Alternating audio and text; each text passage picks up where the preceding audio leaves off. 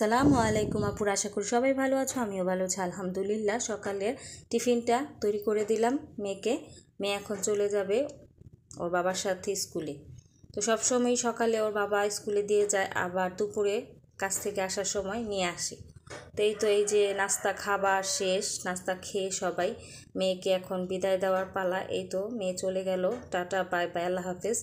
তো মেয়েকে বিদায় দিয়ে এখন আবার দুপুরের কাজ নিয়ে ব্যস্ত হয়ে গেলাম তোমাদের সাথে। এই যে এখন আমি আজকে ঘরটা ঝাড় দিয়েছিলাম, ঘরে ঝুল দিয়েছিলাম, কারণ ঘরে অনেক ময়লা আর ঘরটা অন্ধকার হয়ে গেছে। তো এটা দেখে ভাবলাম যে না, চাদরটা যেহেতু চেঞ্জ করব, বিছানার চাদরটাও ময়লা হয়ে গিয়েছে, আর এই জন্যই ঘরটা ঝাড়ু দিয়ে দিলাম। কারণ ঘরটা ঝুল দেওয়ার সময় দেখা যায় অনেক ময়লাই চাদরে পড়ে। তো সেজন্য কি করলাম, আজকে ঝুল দিলাম ঘরকে, আর চাদরটাও চেঞ্জ করে নিলাম। তো এই যে অনেক চাদর জমা হয়ে আছে, শরীরটা একটু ভালো যাচ্ছে না, ভালো ফিল হচ্ছে না, সেই জন্য চাদর ধোয়ার মতো সাহসও পাচ্ছি না। তো এইদিকে যে জানালায় ছেলের ছোট ছোট প্যান্ট জামা কাপড় সেগুলো শুকা দিয়েছি। তো এখান দিয়ে আবার পড়ে গেল, তুলে আবার রেখে দিলাম বা ঘরে নিয়ে। তো এইখানে আবার কিছু কাপড় আধোয়া, সেগুলো ধুতে হবে।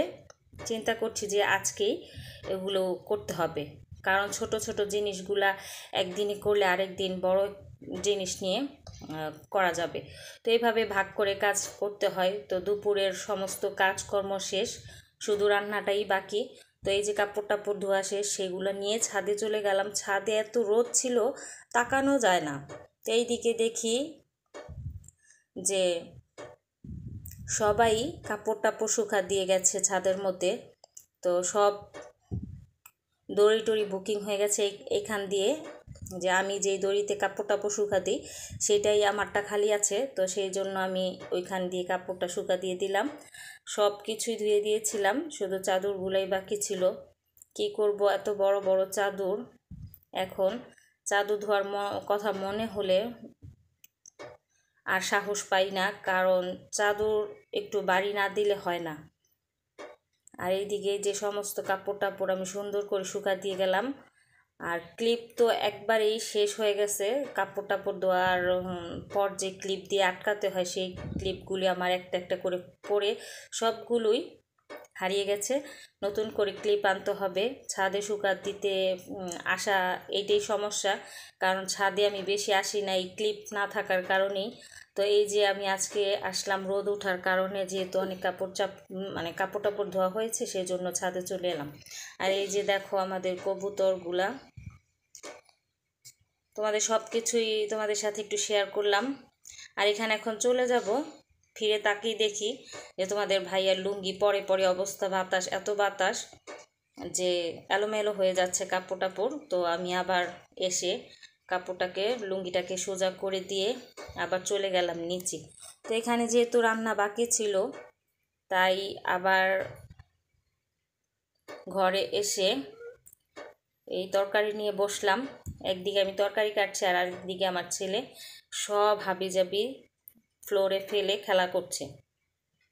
প্রতিদিনেরই কাজ ছেলের, যেগুলো ফেলে দিয়ে আমাকে দিয়ে উঠায়, বোনকে দিয়ে উঠায়। আর এদিকে যে তোমাদের সাথে একটা জিনিস শেয়ার করি, যে আমি ঘরোয়াভাবে আলু কুচি করে কিংবা আলু ভাজি থেকে কিভাবে বেকিং সোডা অথবা খাবার সোডা পাওয়া যায়, সেটাই তোমাদের সাথে যে শেয়ার করছি। তোমরা একটু খেয়াল করো যে আলুগুলো কিন্তু আমি হাতে কুচি কুচি করি নাই, এটা কাটার দিয়ে একেবারে ঝুরি ঝুরি করেছি। হাত দিয়ে কুচি কুচি করলেও এভাবেই সম্ভব হয়, পারা যায়, কিন্তু আজকে আমি একটু বড়া বানাবো, খেসারি ডালের বড়া। তো সেজন্য আমি এইভাবে তাড়াতাড়ি নিয়ে নিয়েছি, কারণ তাড়াতাড়ি ভাজা হয়ে যাবে। আর এইদিকে যে রুই মাছ আমি ভিজিয়ে রেখেছি, দুপুরে রান্না হবে। ডাটাটা একটু সিদ্ধ দিয়েছি, কারণ ডাটাটা একটু ভালো করে সিদ্ধ হলে সেটা আবার তোমাদের ভাইয়ার খেতে ভালো লাগে, নয়তো অনেক নখরা করে। এটাই স্বাভাবিক, ঘরের পুরুষদের অনেক নখরা দেখতে হয়, যার কারণে আমি সব কিছুই তাড়াহুড়া করে চেষ্টা করছি যে কোনোভাবেই যাতে দেরি না হয়।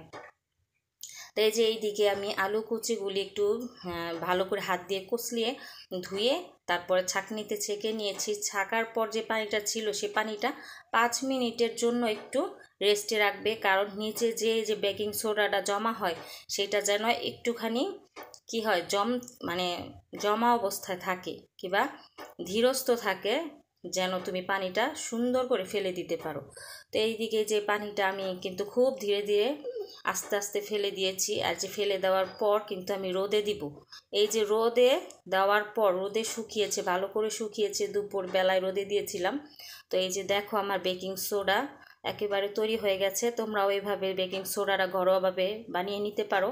তো আসসালামু আলাইকুম, আল্লাহ হাফেজ, সবাই ভালো থাকো, সুস্থ থাকো।